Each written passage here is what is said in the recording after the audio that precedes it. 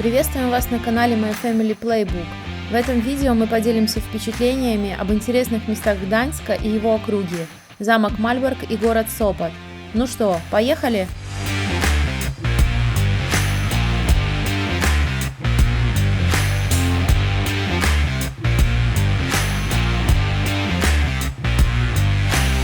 Мы находимся в Оливском парке.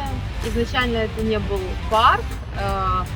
Здесь в 12 веке был монастырь, где жили монахи, вокруг был просто овощной сад. В данный момент это реально парк, здесь очень красивая аллея, прудики, гуляют люди, водопад.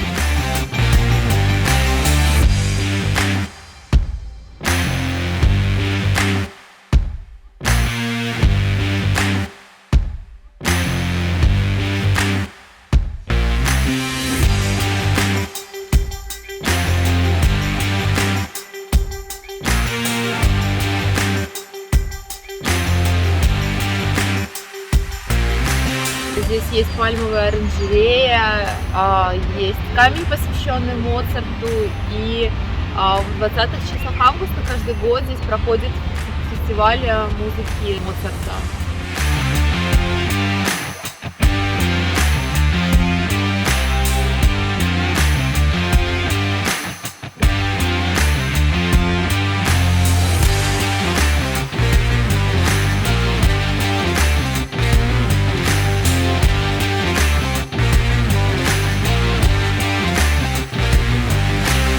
Есть и достопримечательности, аббатство XVIII века, в котором в данный момент находится отдел Гданьского национального искусства.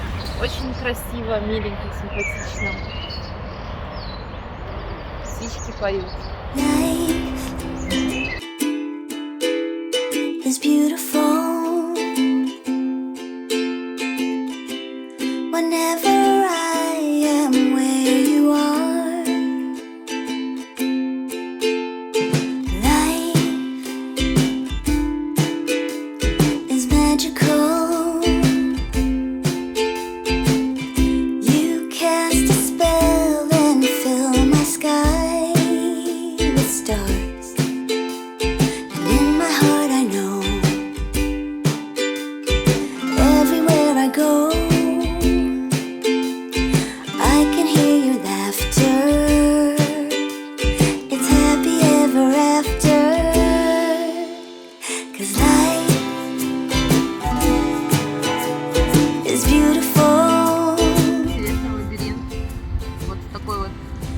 С такими растениями.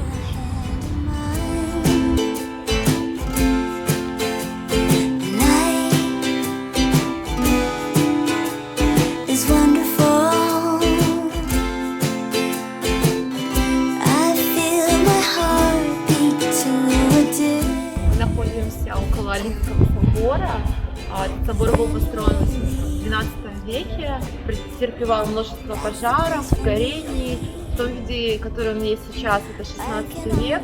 Главное сокровище этого собора – это его великолепный орган, это грандиозный музыкальный инструмент, который состоит почти из 8000 труб. Среди статей его регистров – это пение птиц, и человеческие голоса, и звуки зверей. А во время игры органиста над его головами движется фигурки кировичков.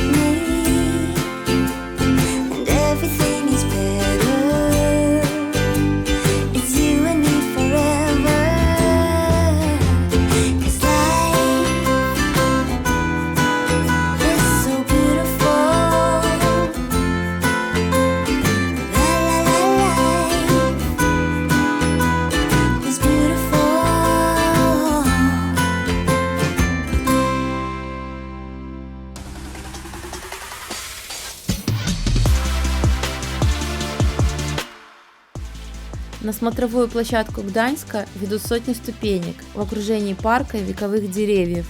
Буквально 10 минут, и ты уже наверху. Можешь наслаждаться панорамой города, и даже можно увидеть порт и корабли при хорошей погоде. Также можно разглядеть архитектуру города Сопот. Вместе с Гданьском и Гдыней они образуют трехградье, но о Сопоте чуть позже.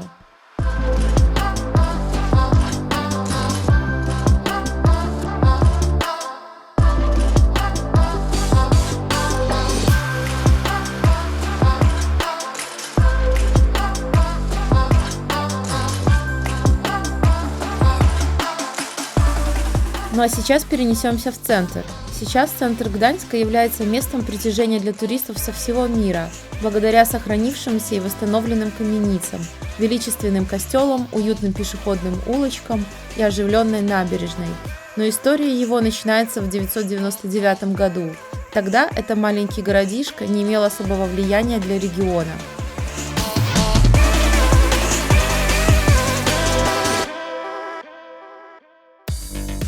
Со временем он вырос до крупного торгового города, который фактически полностью контролировал торговлю пшеницей и другими товарами в регионе за счет выхода в море и торговых путей реки Вислы.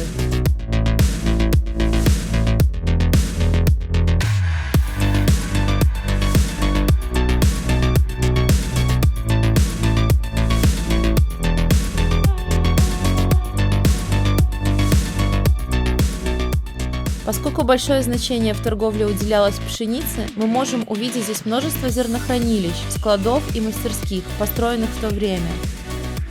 Территория, на которой они располагались, отделена от других частей города каналами. Она хорошо охранялась, на ночь остров закрывался, выпускались собаки. Считалось, что если дом сгорит, можно построить новый, если сгорит бизнес, все пропало.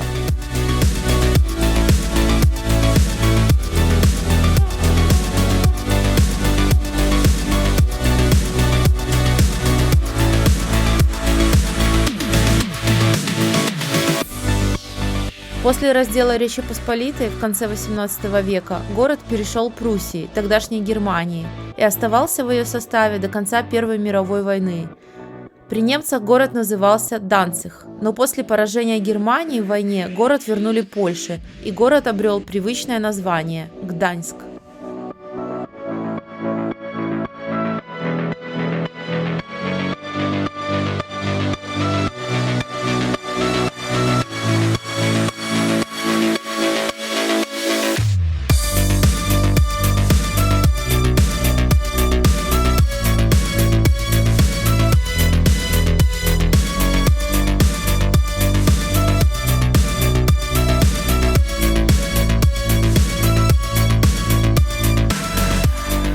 В начале Второй мировой войны в 1939 году в Гданьск с оружием пришли немецкие солдаты, начали падать бомбы. За годы войны город был очень сильно разрушен. Вход в жилую часть города был возможен через ворота, так называемые брамы.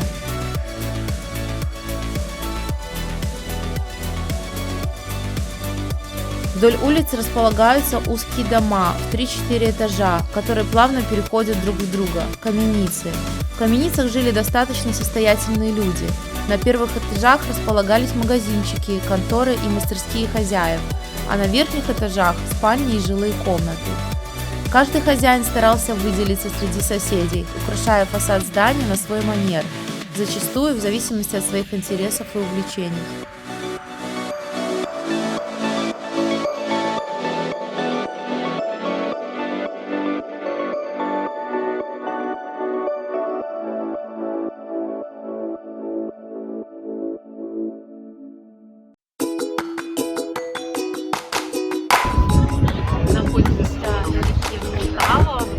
Место рядом со старым городом.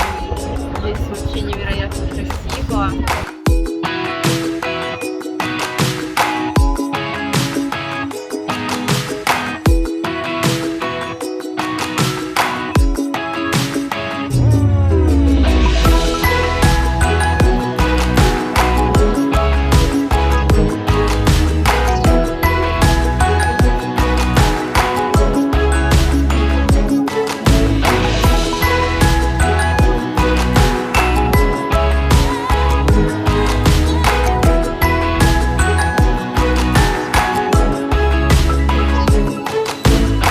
Перемещаться по городу очень удобно с помощью велосипеда, благодаря развитой сети велодорожек, или с помощью общественного транспорта – трамваи, поезда, СКМ, автобусы, которые ходят строго по расписанию.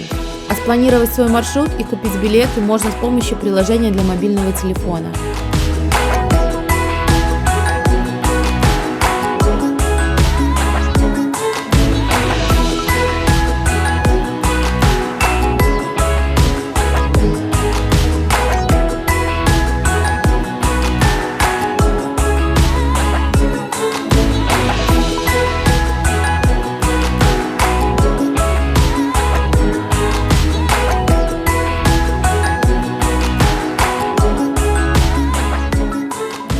В 1980-х годах Гданьск был местом зарождения движения солидарности.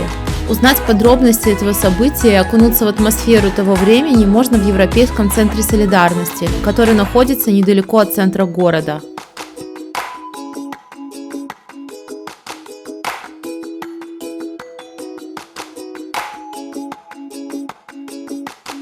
Если коротко, в августе 80-го года рабочие крупнейшей современной верфи Польши объявили забастовку и потребовали дополнительных гражданских свобод. После долгих переговоров между забастовщиками и властями было подписано Гданьское соглашение, которое положило начало солидарности, первому независимому профсоюзу в Восточном блоке. Это было начало мирной революции, закончившейся падением коммунизма в Восточной и Центральной Европе почти десятилетия спустя.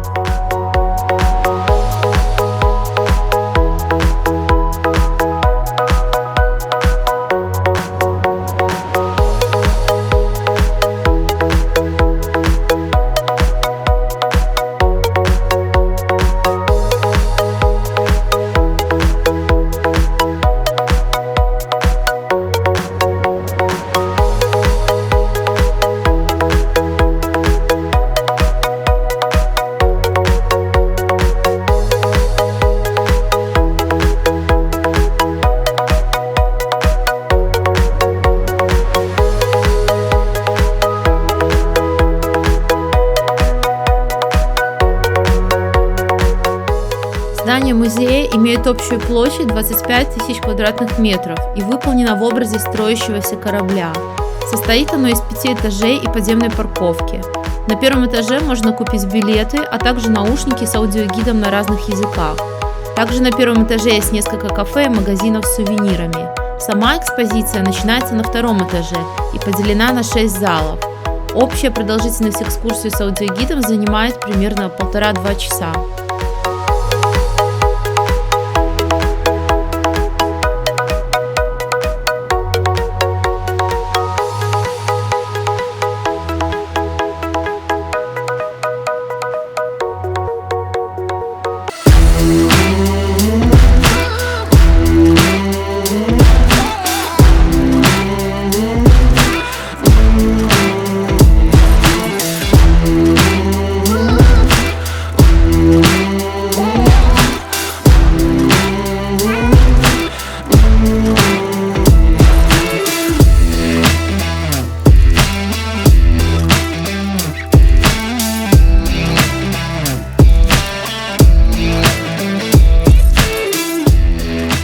А теперь обещанный Сопот. Как я уже говорила, вместе с Гданьском и Гдыней он образует агломерацию Трехградии. Если ехать на машине с Гданьска, непонятно, где заканчивается Гданьск и начинается Сопот. По ощущениям, как районы одного города, плавно перетекающие друг в друга. Сопот мне запомнился как маленький уютный курортный городочек с красивым белоснежным пляжем.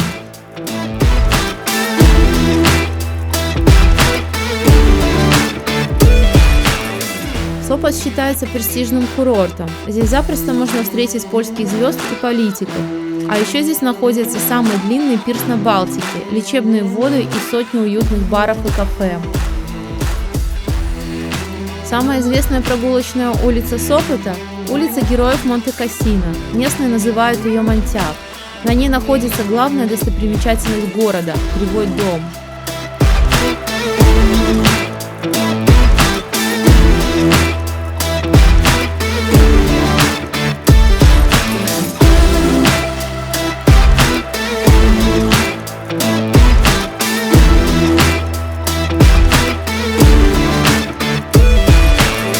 А еще рядом с Гданьском находится одна из самых посещаемых достопримечательностей в Польше – замок Мальборг.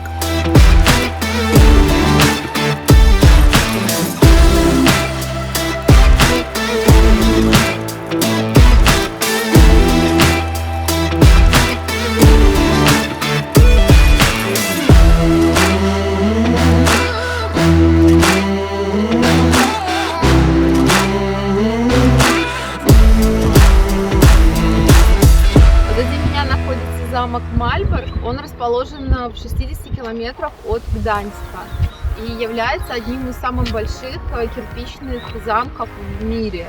Принадлежал крестоносцам в XIV веке.